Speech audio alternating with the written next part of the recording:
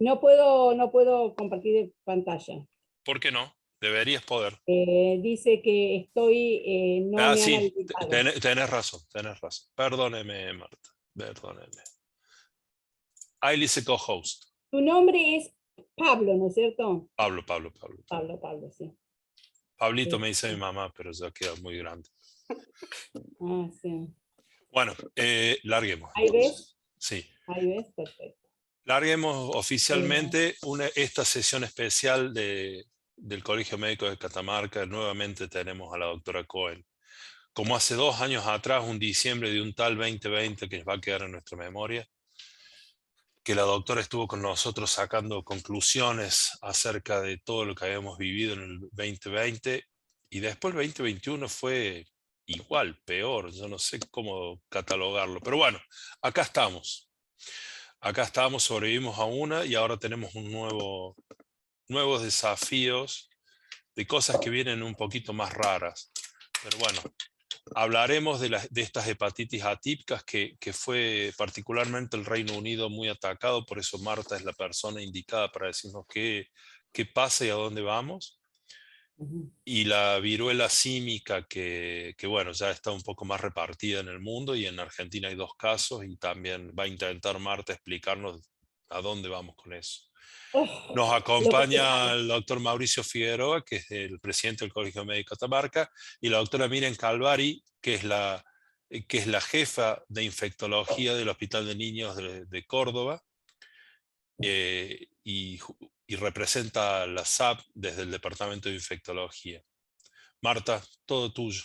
Bueno, Pablo, muchas gracias Miriam, muchas gracias Mauricio, por invitarme de nuevo. Hoy estuve en Francia presentando a los europeos y ahora aquí a los argentinos, así que bueno, los dos extremos del mundo. Pablo me pidió que hablara de hepatitis atípica y viruela del mono.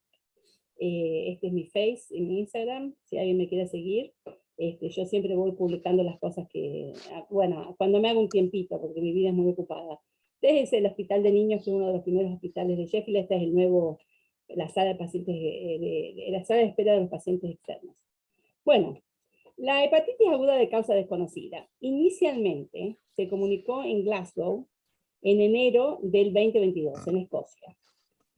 Y ahí comenzaron a surgir las evidencias de que, bueno, habría un adenovirus y demás. Comenzó en Glasgow, de ahí se extendió rápidamente al resto del Reino Unido, y hoy hay 650 casos confirmados en el mundo y 99 posibles.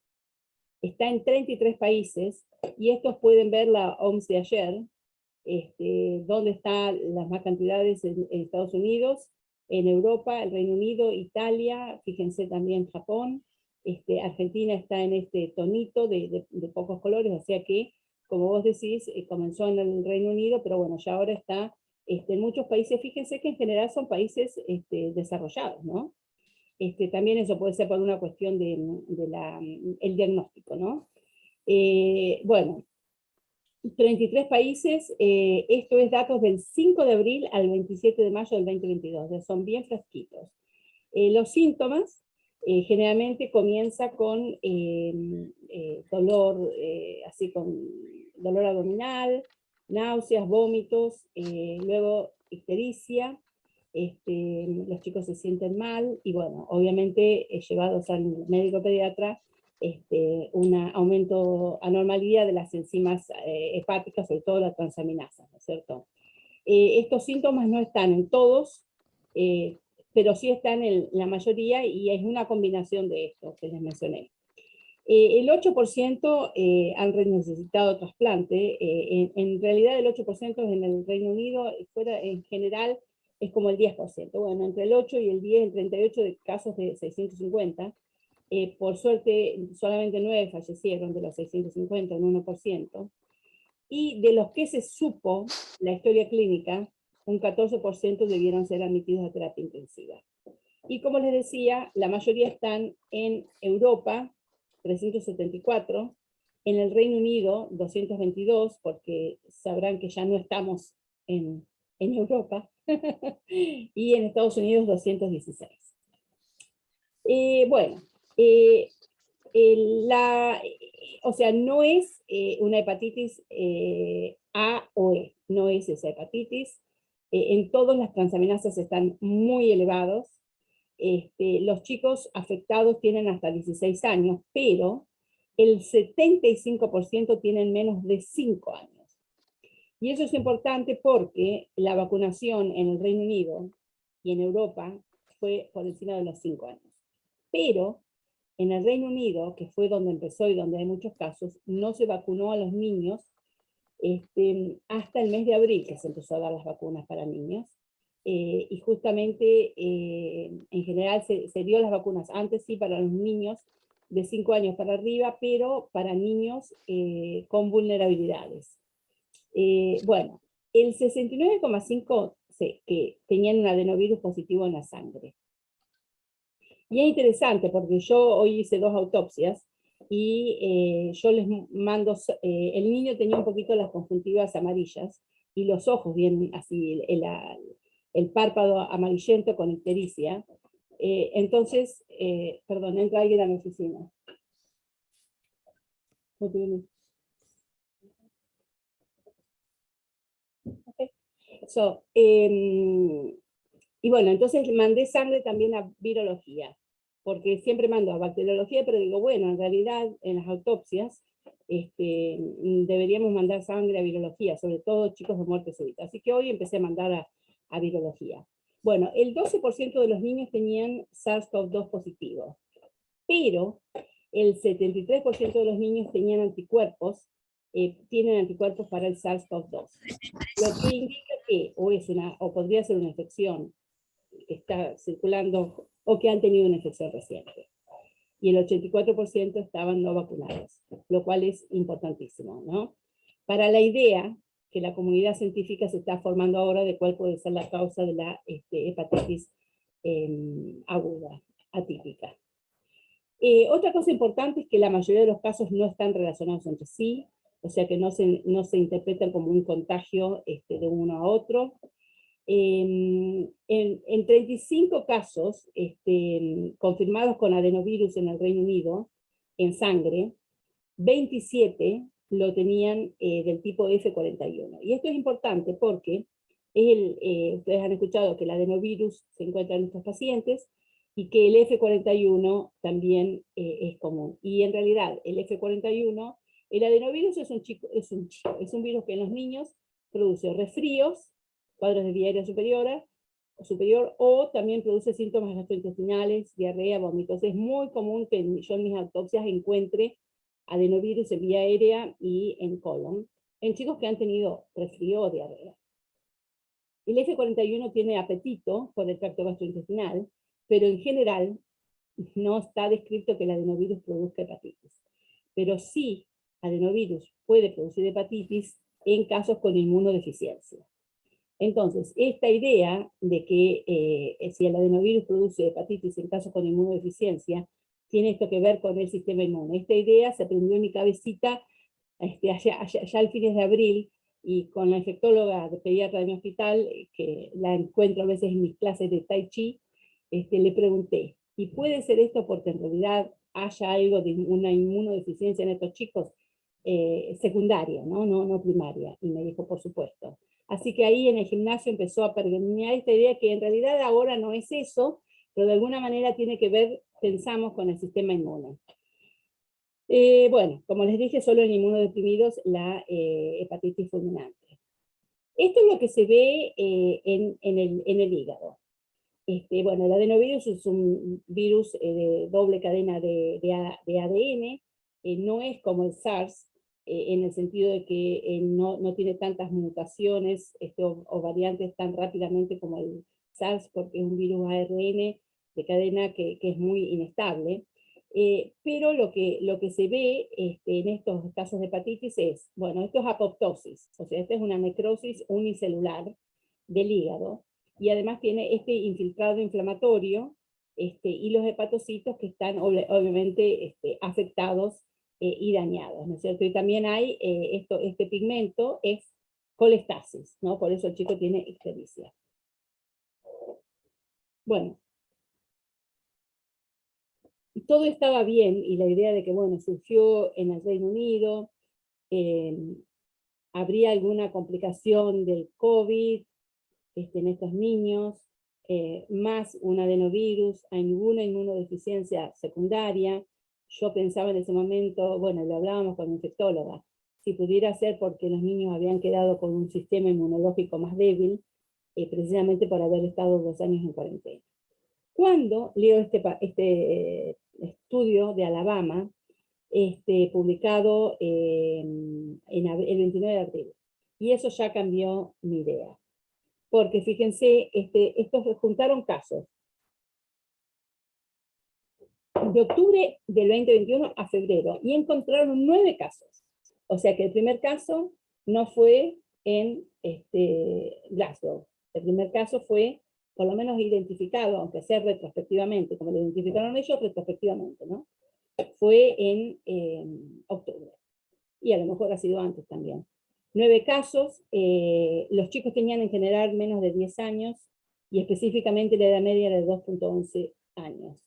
2 años, 11 meses, ¿no? O sea que 2 años y 11 meses. Quiere decir que también eran chicos no vacunados por la edad. 7 mujeres, 2 varones, todos eran previamente sanos. 7 habían presentado vómitos, diarrea, síntomas de resfrío. 6 de los 9 tenían ictericia, 7 de los 9 tenían hepatomegalia, y todos tenían aumento de transaminasas, ¿no? Y el adenovirus, cuando lo encontraron en la sangre. Ellos hicieron biopsias hepáticas en algunos casos, y no está hasta ahora reportado que la presencia del adenovirus en el hígado, en el tejido hepático. Por eso era lo que develaba el sueño de los médicos que nos interesábamos por esto. ¿Cómo puede ser que está relacionado con el adenovirus? Al principio no pensamos en el COVID. Está relacionado con el adenovirus y no está en el hígado. Tiene que ser por el sistema inmune. No hay otra. Eso es lo que yo pensaba. Bueno, el genoma lo investigaron en 5. En 5 porque a veces la muestra, o sea, lo trataron de investigar en más, pero la muestra no siempre es una muestra adecuada. Entonces, cuando pudieron investigar lo que fue en 5, en todos casos era el adenovirus F41. Bueno, la hipótesis es que sería una mayor susceptibilidad en los niños por la menor circulación de adenovirus en la pandemia. Eso puede ser. Pero, bueno, en realidad está un poquito más lejos ahora. El Lancet en el mes de mayo, o sea, ahora, publicó que la infección actual o pasada con el SARS-CoV-2 podría generar un superantígeno. Este superantígeno hiperestimula el sistema inmune de células T. Entonces aumenta la producción de interferón gamma, aumenta la apoptosis de hepatocitos, como se veía en esa biopsia, y puede producir un mecanismo de shock tóxico. Entonces eso tiene sentido, porque los pacientes, primero que yo desde el principio de la pandemia, ya en el mes de mayo, le empecé a hacer muestras de hisopados a todos los bebés que pasan por mis manos, y a veces encuentro COVID. Hoy hice un chiquito con COVID, que no necesariamente se murió de COVID, sino se murió con COVID. Y el profesor Peter Fleming, que es un pediatra muy destacado de acá, con quien yo tengo el honor de colaborar mucho en la muerte súbita de la infancia, él me dijo, no, hay que tomarle, él es pediatra, ¿no? Pero me dijo, no, hay que tomarle muestra rectal, porque se excreta los niños lo excretan por materia fecal. Y era verdad. Yo lo empecé a tomar al principio, ya hace 2 años y tanto, por colon, hago muestra rectal, y realmente es así. Entonces, ¿qué pasa? En los niños, o el SARS-CoV-2 queda acantonado en el intestino y produce, en algunos casos, o en todos, no lo sabemos, pero puede haber personas, niños susceptibles, otros no, un superantígeno. Y este superantígeno sería de alguna manera un mecanismo similar al del síndrome inflamatorio multisistémico. De hecho, los niños que desarrollaron síndrome inflamatorio multisistémico, todos presentaron hepatitis. O sea que a lo mejor esto es una variante más leve del PIMS, pero que es ese mismo mecanismo que es un mecanismo de shock tóxico por la hiperestimulación, que es como si fueran una toxina, ¿no es cierto? Entonces, se liberan esas proteínas antigénicas en el tracto gastrointestinal, y de entrar en contacto con el adenovirus, sería un trigger, porque está ya la mucosa del sistema inmune sensibilizada. Esa es, bueno, es una de las teorías que está ahora teniendo mayor fuerza. Esto es importante porque obviamente permite el tratamiento con inmunomoduladores en estos casos.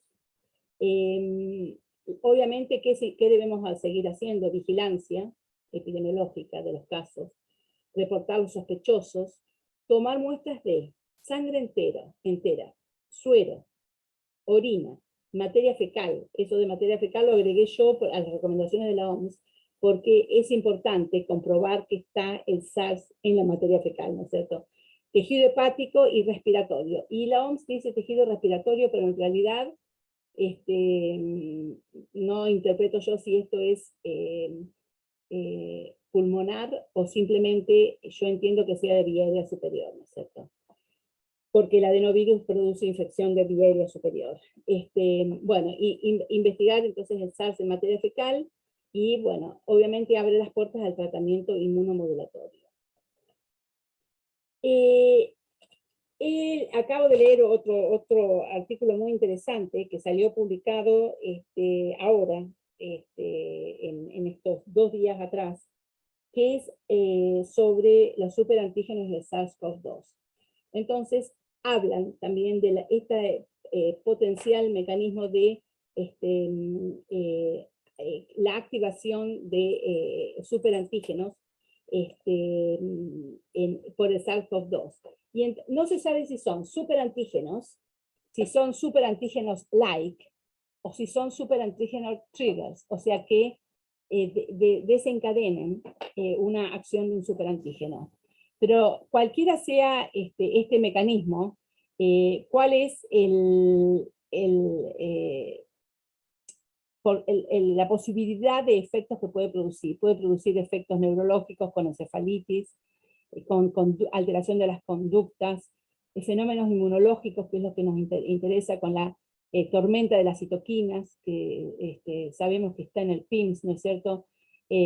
Con apoptosis de linfocitos, con linfopenia, con fenómenos de autoinmunidad, con anergia, activación de las plaquetas, trombosis, daño endotelial vascular, etc. Entonces, este artículo, que justo lo estaba terminando de leer recién, así que me lo imprimí, pero no lo terminé de leer, lo ojeé, digamos, pero de alguna manera me gustó poner esto porque ahí está la referencia, Patógenos 2022, en la página 390.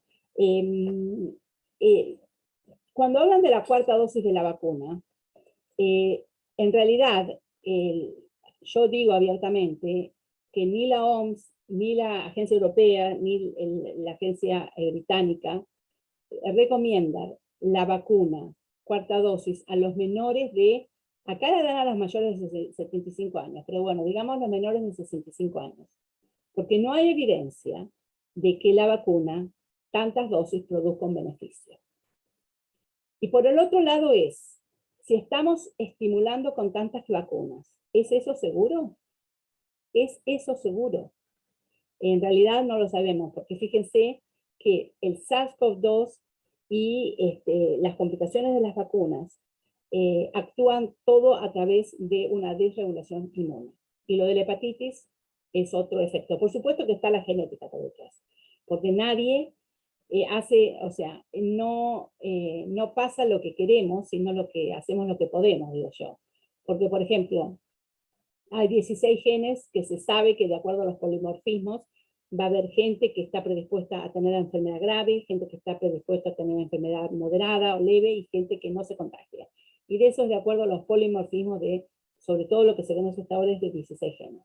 Entonces, obviamente también la base genética de cada uno de nosotros es lo que va a modular esa interacción entre el SARS-CoV-2, aún con esa propiedad de superantigénica, y una eventual coinfección por adenovirus. A lo mejor es más que otro adenovirus, es adenovirus y otro, u otro. Así que bueno, esto es lo que sabemos hoy de la hepatitis de origen atípica. Creo que en, no sé, un mes se ha avanzado muchísimo. Y bueno, esto también de alguna manera indica lo que la OMS realmente se puso las pilas, porque está haciendo una vigilancia como debería hacerse, y no como la que se hizo para el comienzo de la pandemia, que nos llevó a donde estamos, ¿no? O sea, se hizo muy mal todo, y ahora, bueno, se aprendió de esos errores. Así que esto es lo de la hepatitis. Si quieren, sigo y después me hacen alguna pregunta, si la puedo contestar, lo hago. Vamos Bueno, adelante, Marta. barra. El otro tema del monkeypox, o la viruela del mono, obviamente es una zoonosis. El virus es del género Orthopoxvirus, que es de la familia Poxviridae. El Orthopoxvirus incluye al virus variola, que es el de la viruela, smallpox en inglés, la viruela del mono o monkeypox, la viruela de las vacas, que ustedes sabrán que Jenner en el 1700, fines de 1700, él vio que las mujeres que ordeñaban a vacas que tenían la viruela de la vaca no adquirían la viruela. Entonces de esa manera hizo la primera vacuna, que incluso la probó en sus hijas. Bueno, y la viruela y el virus vaccinia. El virus vaccinia es muy interesante porque se está utilizando mucho como para producir vacunas antivariólicas. Bueno, hay dos variantes, que es la variante de África Central, que es Congo Basin, se llama, y la variante de África Occidental.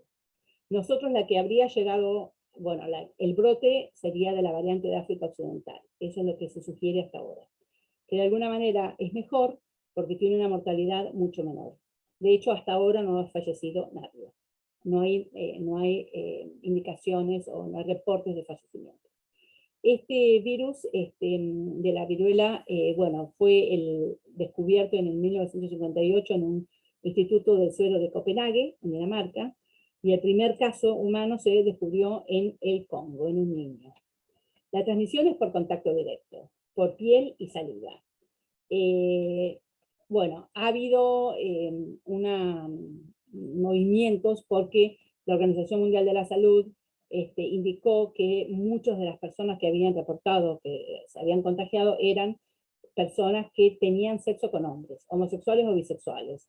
Se contagiaron en dos centros, sobre todo en Madrid, en un sauna donde había una fiesta, y otra fiesta que había del orgullo gay en Tenerife. Pero en realidad esto no es por contacto sexual, esto es simplemente por contacto directo. Le puede pasar también a personas heterosexuales, pasa en heterosexuales. Pero el hecho de que en Estados Unidos, en el Reino Unido, se ofreció especial atención a ese grupo, generó mucha, ¿cómo puedo decir? Sensibilidad, ¿no? De que estigmatización, como había pasado con el HIV, que de ninguna manera tiene que ser así. Esto es contacto directo. Cuerpo con tu cuerpo, usar las sábanas o dormir, compartir las sábanas, compartir la toalla, un beso por la saliva, por hablar o estornudar cerca, y sobre todo en la piel cuando están las ampollitas, las vesículas que contagian hasta que se cae la última, ¿no? La incubación es de 6 a 13 días, pero en realidad puede ser de 5 a 21. Por eso a los contactos se los deja en vigilancia o aislamiento por 21 días. Bueno, en realidad se llama del mono, pero está también en los marsupiales, en los ratones, por contacto directo o por alimentarse, cazarlos, manipular su carne porque están mal cocinados o porque bueno, están crudos, bueno, los matan, ¿no? Los síntomas, fiebre, generalmente comienza con fiebre no muy alta, cefalea, dolor de cuerpo, adenopatías, se sienten cansados, dolores musculares, dolor de espalda, ampollas, las que comienzan por la cara y se extienden luego al cuerpo, pero preferencia por manos y palmas de los pies. La mortalidad, como les decía, en el África Occidental es del 1%, y del Congo antes era del 10%, pero ahora se reporta que es del 3%. En África la mortalidad se ve sobre todo en niños y en personas con virus HIV no tratado. Bueno, estas son las típicas ampollitas que obviamente tienen el virus, así que de ahí se hace el diagnóstico con PCR. Bueno, la vacuna antivariólica, como es de la misma familia, cubre el 85% de protección. Sin embargo, obviamente, los que tenemos más de 50 años, o más de 40 años, estamos protegidos, más de 50 años, pero en el 1980 se dejó de administrar esta vacuna porque se erradicó la viruela. Posiblemente uno de los errores fue que no se siguió administrando esta vacuna en las zonas donde monkeypox u otros virus de esta familia son endémicos. Y que a lo mejor precisamente eso fue una falla, ¿no es cierto? Bueno, entonces una de las posibilidades es vacunar zonas endémicas. Eso es una de las cosas que hay que considerar. Hay una vacuna que se aprobó en el 2019, que es la MVABN, que quiere decir Modified Vaccinia Ankara Bavarian Nordic, que es el virus vaccinia, el que yo les decía que es el virus que es de la misma familia y que se está utilizando, o parecería que da buenos resultados para hacer el virus que usen en la vacuna. Pero además hay un tratamiento aprobado en el 2022 para la monkeypox, que es el Tecovirimat. Obviamente no hay dosis suficientes ni de vacunas ni de antivirales. En el Reino Unido hay 5.000 dosis de vacunas y ahora se compraron 20.000. Pero obviamente eso es para la población en riesgo solamente. ¿Cuál es la población en riesgo? Bueno, los más vulnerables y los que tienen así esos contactos directos, digamos, más promiscuos, para no estigmatizar. Bueno, eso es con respecto a esto. Obviamente los niños son una población muy afectada, deja secuelas, o sea, las costras pueden dejar cicatrices, como les dije, contagian hasta que se cae la última costra. Esto les quería mencionar, que años después de la vacuna antivariólica, la inmunidad había bajado del 85% al 60%. Entonces, en realidad nosotros no sabemos si aquellos que tuvimos la vacuna antivariólica estamos aún protegidos o no, porque nadie sabe si la eficacia de la vacuna persiste tantas décadas. Bueno, al día de ayer había 257 casos y además 120 sospechosos. 23 países fuera de África están afectados, África es endémico, y es obviamente transmisión comunitaria. El primer caso que se detectó en el Reino Unido en un paciente que llegó el 4 de mayo de Nigeria. El 5 de mayo comenzó con síntomas, el 6 de mayo lo internaron, y el 12 de mayo tuvo el diagnóstico de PCR. El 13 de mayo se informó a la Organización Mundial de la Salud. O sea, fíjense qué rápido.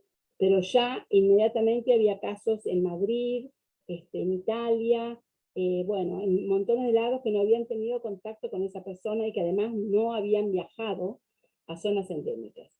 Es la primera vez que ocurre tal brote fuera del África, nunca antes. No ha habido ningún fallecimiento. Y la Organización Mundial de la Salud sugiere que el virus habría estado circulando ya. Y que se sumaron eventos recientes que lo amplificaron. ¿Qué eventos recientes? Puede ser tranquilamente una depresión del sistema inmune de los humanos debido a el SARS-CoV-2, a la cantidad de positividad que hay, al hecho de que obviamente la infección por el virus, sobre todo en los que no han tenido las vacunas completas o no han estado vacunados, quedan muchas secuelas, entre las cuales están las secuelas del sistema inmune, y que estamos todavía en un paso de aprendizaje, ¿no? En un paso muy grande de aprendizaje. Acciones que deben tomarse: informar a aquellos en riesgo, como por ejemplo esto, ¿no? La gente que tiene una actividad sexual promiscua, bueno, tener cuidado, detener la transmisión, proteger al personal de salud de primera línea, vigilancia epidemiológica constante, ¿no es cierto? Y el problema del cambio climático. Esto es, no sé si alguno tuvo la posibilidad de leer el libro, que yo fui coautora de Un Mundo en Pandemia, que lo publicamos recién, bueno, estaba en la Feria del Libro y Viajé a Argentina el 16 de mayo, lo presentamos. Y ahí uno de los capítulos es el cambio climático, porque cada vez más vamos a tener el problema de las enfermedades zoonóticas. Como pasó con el SARS, y ahora aparece la viruela del mono, y tuvimos el dengue, y la gripe aviaria, la gripe porcina. Bueno, son todas enfermedades de las que tiene que ver la cadena alimentaria, la zoonosis, los contagios, y en realidad los humanos, la población le está quitando terreno a la flora, a la fauna natural, a los animales silvestres. Con la deforestación estamos además acercándonos, los animales se acercan más a nosotros, porque tienen que comer, entonces también se acercan mucho más a los poblados, y de esa manera ingresamos en contacto con virus y otros organismos que antes no teníamos contacto. Por eso, por ejemplo, volviendo al SARS-CoV-2, que tiene una similitud de un 99% con el virus del murciélago, el BAT, el SARS-CoV, pero del murciélago, en realidad es porque estos virus infectan al murciélago, que tiene una gran capacidad de defensa antiviral.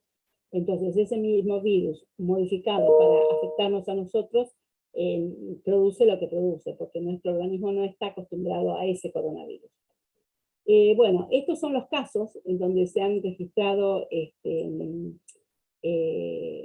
casos de la viruela del mono. Ustedes ven Canadá, Estados Unidos, Europa, el Reino Unido 106, ¿no? En total 257, y unos 120 están bajo investigación. Bueno, estos son los países donde se encuentra, y como ven nuevamente en las zonas, bueno, no sé si será por la detección o si será real, pero también están en Australia, etc. Bueno, estos son los casos endémicos, y en realidad, fíjense, también ha habido un aumento. En Camerún, de diciembre del 2021 a mayo del 2022, 25 casos.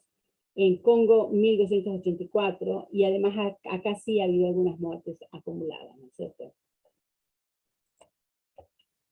Bueno, la detección del ADN es por PCR del ADN viral, ¿no?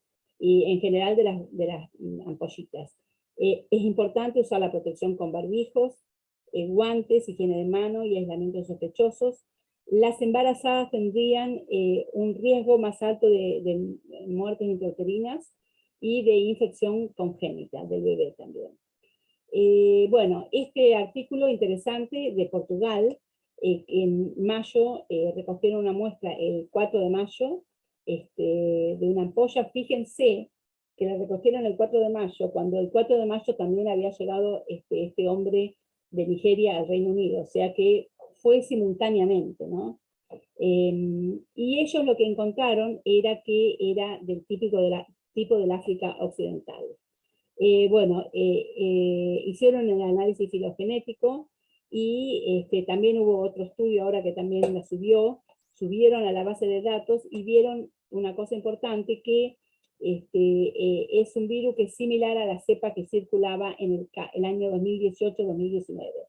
Es decir, que como este virus es ADN de doble hélice, tendría menos mutaciones, menos capacidad de mutar que el SARS-CoV-2. Ok. Y bueno, y esto es, no sé si ya se los mostré, pero esta es la ciudad de Sheffield, con la universidad que está acá en la esquina del hospital. Esta es la municipalidad. Y bueno, y acá tuvimos una pandemia que fue la pandemia de la plaga en el año 1665, en donde llegó la plaga a Im, un pueblito, se empezaron a contagiar y a morir, entonces decidieron, reunidos por el cura del pueblo, decidieron que se iban a aislar. Nadie salía, nadie entraba. Fíjense cómo se vestía el médico, con guantes, con una capa, con una máscara y con un palo para tocar a los cuerpos, ¿no? De los muertos, no tocarlos directamente, para mantener la distancia. Y se sacrificaron, se murió la mitad de la población. De los 800 murieron 260. Pero la plaga no salió de Im, y bueno, ya en el año 1665 tenían noción de lo que era el aislamiento, la distancia social, el uso del barbijo, y hasta de las medidas higiénicas, porque ellos ponían las moneditas para pagarles a los vecinos que venían a dejarlos de otros pueblos comida en los límites de la ciudad, y ellos dejaban las monedas en unos cuencos con vinagre. Así que bueno, eso es lo que tenía para contarles hoy. Wow, Marta, impresionante. Como siempre, nos dejas mudo. Yo tengo dos preguntas como para romper el hielo y rápido, sé que de tus tiempos. La primera es, ¿qué otra sorpresa avisoras que nos va a dar la infección y o la inmunización del SARS-CoV-2? Y la segunda Bueno, pregunta es muy temprano decir que, no, que vamos a tener que volver a inmunizarnos contra viruela todo el mundo. 7.000 millones de personas así por esta pavada, o no es para tanto. Ahí están las dos bueno, preguntas de mi parte. las dos primeras preguntas obviamente son mis hipótesis, ¿no es cierto? Por supuesto, por Este, supuesto. sí, yo creo que el SARS-CoV-2, yo lo dije esto al principio de la pandemia, ya por mayo-junio del 2020, el SARS-CoV-2 va a quedar en la historia como una pandemia que afectó al organismo a través de los receptores ACE2 y que produjo enfermedad por una desregulación del sistema inmune.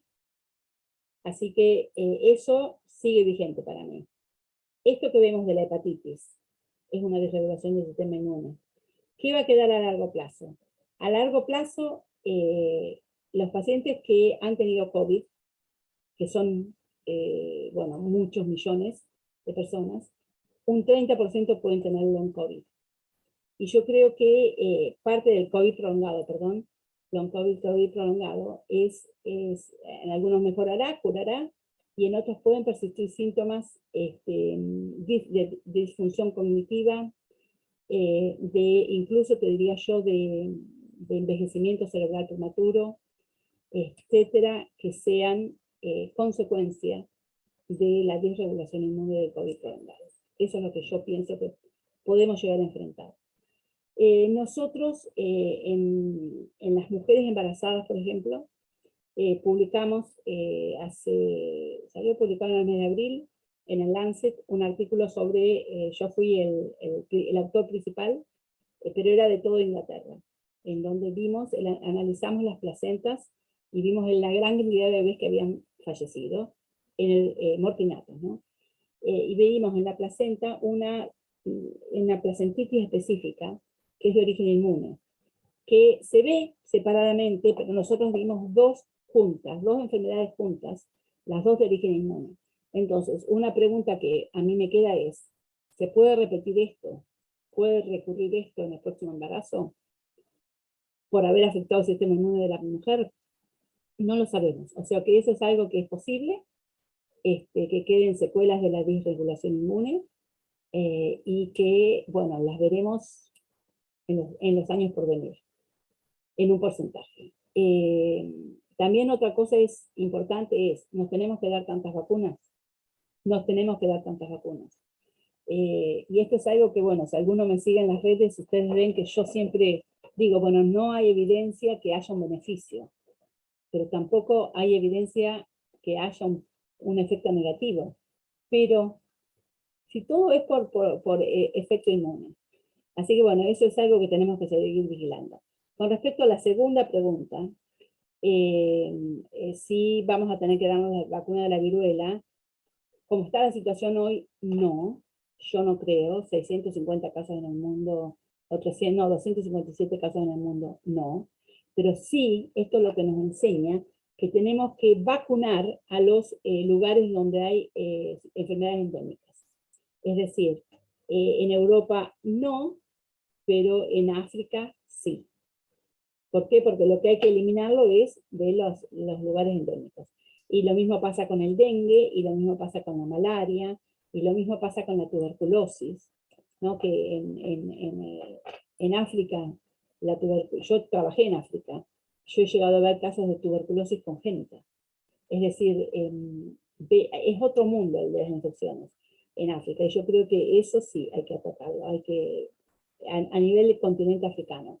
Y que de alguna manera, vos fíjate que todas estas plagas están viniendo de los países pobres, menos industrializados, en donde tienen una vida que lamentablemente tienen que comer y cazar localmente para comer. Así que yo creo que no para todos por ahora, pero sí urgentemente para los países endémicos. Doctora Calvari, ¿tiene alguna...? Está muteada, doctor.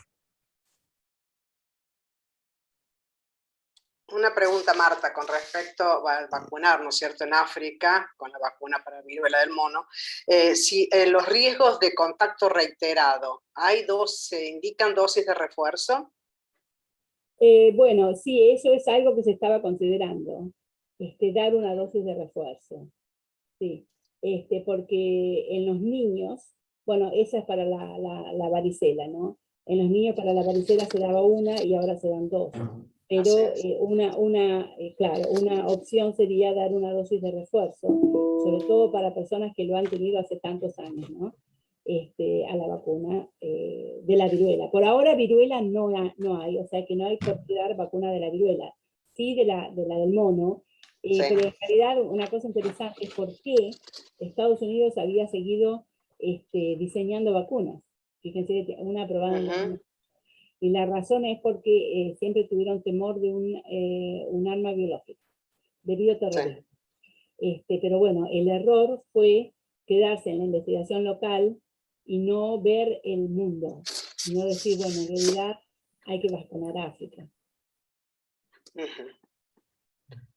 Mauricio.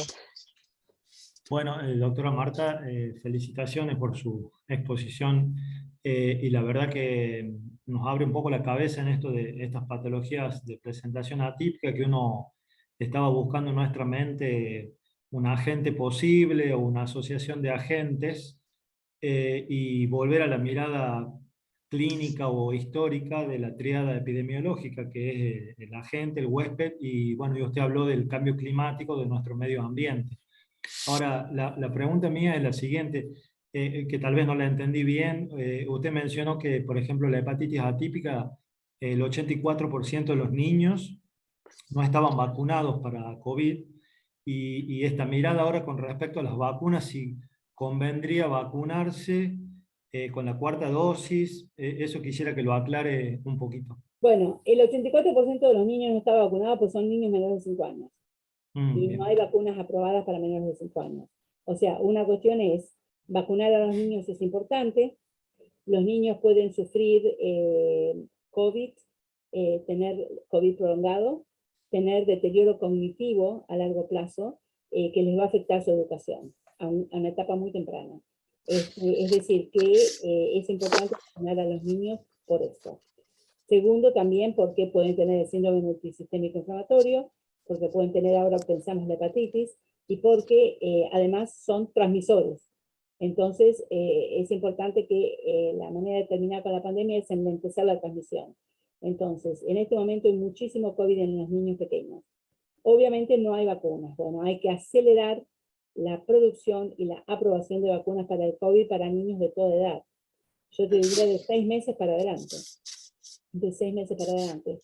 Hoy a la mañana hice una autopsia de un bebé de 2 meses que era COVID positivo. 2 meses. ¿Mm? Bueno, y la cuarta dosis no está aprobada para todos la cuarta dosis. La cuarta dosis está aprobada para las personas mayores de 75 años y las personas que tienen menores de esa edad con cualquier vulnerabilidad. Otros países la están dando a mayores de 60 años o 65 años, personal de salud y en niños con cualquier vulnerabilidad. Porque, como dije antes, no hay evidencia que sea un beneficio. Y mi pregunta es, ¿y qué tal si ayudamos a hiperestimular? O sea, no hay evidencias que dé un beneficio de la cuarta dosis si sos una persona sana que tiene las 3 dosis de la vacuna. Entonces, ¿nos vamos a continuar vacunando cada 4 meses? Es una locura. Es una locura. Y La además de ser historia. una locura, no hay evidencias para todos, no hay evidencias. Y además, África, que es de donde surgió Omicron, ahora surgieron 2 linajes nuevos de Omicron en África, que son aún más contagiosos, el BA4 y el BA5. Delta surgió en la India, todos lugares donde no había vacunas, ¿no es cierto? Antes había surgido el beta también en Sudáfrica. Entonces, África tiene un 15% de su población con alguna dosis de la vacuna. ¿Por qué estamos dando la cuarta dosis en Argentina a chicos de 15 años si África no está vacunado? Entonces, cuando a mí me dicen los países ricos, y yo digo, y Argentina también. Argentina está orgullosa de haber vacunado tanto y está bien. Pero paremos la mano y digamos, ¿lo necesitamos? Bueno, no hay evidencias. Sabemos que muchas de las complicaciones como estas son por hiperestimulación del sistema inmune. ¿No estaremos hiperestimulando el sistema inmune con tantas vacunas? Y nos terminaremos enfermando. Claro, y además de eso, seamos generosos. Es algo que se llama equidad. Y este mundo, lamentablemente, muestra que la inequidad gana. Pues fíjate que Estados Unidos vigilaba el bioterrorismo de la viruela y mantenía vacunas, desarrollando antivirales inclusive. Pero no fueron capaces de vacunar a África con esta viruela del mono, la vacuna para enfermedades endémicas en general. Yo creo que África tiene que vacunarse con enfermedades endémicas, para todo lo que sean enfermedades endémicas. Pero obviamente hay que invertir, y esta inversión tiene que salir del mundo a quienes más lo necesitan, ¿no? Marta, una pregunta en respecto a la viruela, ¿qué puede haber cambiado? Digo, la transmisión zoonótica o algo en el hecho de que apareció este hombre de Nigeria a Europa, que tanta gente migra cotidianamente y de pronto un salto. Bueno, pero en realidad vos fíjate que el hombre llegó acá el 4, pero simultáneamente había una persona en Portugal también. Lo que se sospecha es que ya estaba circulando, pues ya había habido casos en el 2018-2019. Sospecha que ya estaba circulando y por otras circunstancias, que aún no se saben, pero que puede ser tranquilamente la combinación con el COVID, ha habido un aumento del número de casos. Yo creo que se está investigando aún, no está dicha la última palabra, y creo que la situación que vive el mundo con el COVID, esto es como pequeños, ¿viste cuando tienes un terremoto y hay otros sismos? Son réplicas de COVID. Exacto, ¿viste? Esto es la consecuencia. Por eso mi primera pregunta, ¿cuántas sorpresas más nos va a dar el COVID? Y sí, exactamente. Y hay una pregunta que yo tengo en mi cabeza hace ya un tiempo. ¿Cómo nos miraremos nosotros de acá a 10 años por lo que hicimos con el COVID? ¿Nos juzgaremos muy mal? Mira, los argentinos no tenemos esa capacidad No hablo de los argentinos, hablo de la humanidad. No, yo te digo, los argentinos no tenemos esa capacidad. La Organización Mundial de la Salud ya aprendió esa introspección, y el 21 de mayo del año pasado sacaron un informe, en mayo del 2021 sacaron un informe demoledor contra ellos mismos. Por favor, los invito a comprar mi libro. Bueno, necesito que hagas una buena promoción de tu libro, Marta, ya que estás acá. Las ganancias son donadas al Hospital de Trenquelauquen, mis ganancias, al Hospital Municipal de Trenquelauquen. Un mundo en pandemia, lecciones y aprendizajes del coronavirus. Y ahí yo analizo los errores del mundo y, bueno, la OMS lo descubrió, lo pudo aprender. En el Reino Unido siempre se mira para atrás. Yo creo que es importante como humanidad aprender de los errores, hacer un autoexamen y aprender de lo que hicimos mal, porque si no aprendemos lo que hicimos mal, no hacemos ese análisis, no vamos nunca a poder mejorar. Uno tiene que tomar los errores como experiencia, y la experiencia quiere decir que tenés una buena elección, porque antes tuviste una mala elección. Yo siempre lo tomo de esa manera, soy muy positiva con los errores. Pero creo que en Argentina tenemos el defecto de que nunca, siempre criticamos al otro y nunca nos miramos a nosotros mismos. Yo te lo digo como argentina, ¿no? Ayer hablaba con una colega de Italia y me dice, Marta, vos sos argentina, yo soy italiana, hagámoslo así, o sea, ¿viste? Claro. Creo que tenemos que cambiar la cultura, cambiar el paradigma y aprender a hacer esa introspección constructiva. Doctora Pero Calvari. Sí. Espero que reconozcamos los errores que hicimos en todos lados. Sí, ojalá que sí. Bueno, con respecto a la infección previa por SARS-CoV-2, o sea, los recientes estudios, ¿no es cierto?, de la infección previa por SARS-CoV-2 podría intervenir en la entidad, ¿no es cierto?, de la hepatitis aguda grave infantil de origen desconocido. Eso va a ser la posibilidad que podamos usar tratamiento con inmunomoduladores, ¿no? Muy importante. Eso como lo decía en la presentación, exactamente, sí.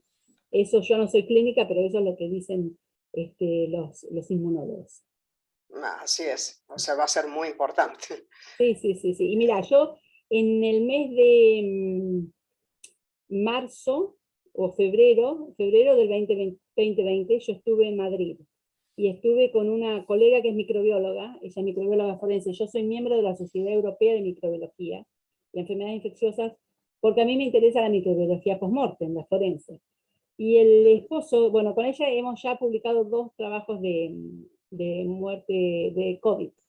Uno ya lo aprobaron y va a salir próximamente publicado.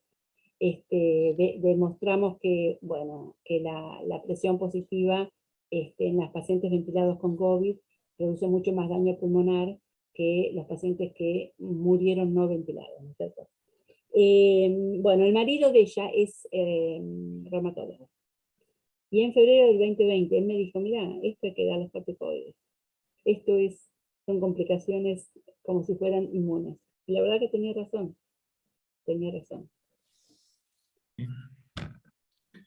Así es. Mauricio, como para cerrar. No, un poco la importancia, y por último rescatar esto de la vigilancia epidemiológica, doctora Miriam, porque en realidad usted se planteaba por qué en esos países se detectaron estos casos tempranos, y por ahí uno se plantea si es que uno constantemente está vigilando y buscando, ¿verdad? Bueno, es tal cual. Mirá, en Argentina no se hacen pruebas ahora, se hacen muchísimo menos pruebas de COVID, ¿no es cierto? En el Reino Unido también, en Estados Unidos también. Pero ¿cuál es la diferencia? Es algo que yo estoy diciendo que deberían introducir en Argentina, y es el análisis de las redes cloacales, de la materia de desechos cloacales. Eso te da, vos lo podés hacer una aproximación de la cantidad de infectados por 100.000 habitantes, de acuerdo a el área que cubre esa agua servida, ¿no es cierto? Incluso podés hacer análisis genómicos, podés saber si aumentaron los casos por 100.000 personas, podés saber si hay nuevas variantes, podés saber cuáles son las variantes predominantes. Y de la misma manera que lo podés saber para el SARS-CoV-2, lo podés saber para nuevos organismos que todavía no están identificados, ¿no es cierto? Es decir, si dejamos de hacer test de COVID de manera, bueno, Argentina siempre hizo muy pocos, pero ahora prácticamente hace menos que pocos, o más que pocos. Entonces, bueno, por lo menos instituir el análisis de redes locales para saber cuál es el cuadro epidemiológico. Bien. Sí, la clave de todo, ¿no es cierto? Bueno, es fundamental, estricta la vigilancia epidemiológica. Es la clave. Sí. Para poder controlar los focos. Hay que invertir en los focos. Porque vos decís, sí, ya se sabía desde el año 70 desde 1970 que el virus del mono, que se le conoció desde el 1958, desde el año 70 se sabe que existe en humanos y que hay brotes, y que se mueren los pacientes HIV y los niños. Y el mundo no hizo nada. Pero como es África subsahariana, nadie le importa. Ébola pasó lo mismo. Y con el ébola. Está bien, pero para eso está la OMS. Ellos deberían estar la ahí. OMS mostró que fracasó, ¿no es cierto? La OMS mostró que fracasó, así que bueno, espero que... Cuando se politizó, se fue la OMS a otro lado. que todo lo que la política influye a la ciencia lo hacen mal. Totalmente. ¿No es cierto? Totalmente. Porque la ciencia no tiene que tener una influencia política. Ninguna. ¿No? Ni política ni religiosa, tiene que ser aséptica la ciencia. Exactamente, tal cual. Sí, la diferencia con SARS-CoV-2 es cierto que con respecto a viruela del mono, que ya no hace el riesgo de transmisión, ¿no es cierto?, es moderado. Entonces, el riesgo de pandemia ya pero es más bajo. va a venir otra cosa después. Porque los animales tienen muchísimos virus de los cuales nosotros no estamos preparados ni siquiera conocemos. O sea que esto nos muestra que además de eso, de la vigilancia epidemiológica tiene que ser humana y animal también. Tal cual. El tema del cambio climático, del medio ambiente, es un tema muy vibrante. La viruela del mono hubiera pasado hace 5 años, no hubiera salido en ninguna titular de ningún diario en el mundo. Ahora pasa lo que pasa porque la humanidad está harta y muy miedosa de todo lo que pasa.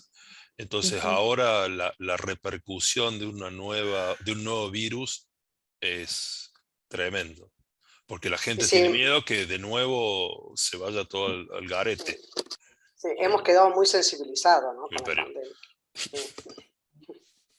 Sí. Sí. Pero 10 millones de muertos. Un gran impacto.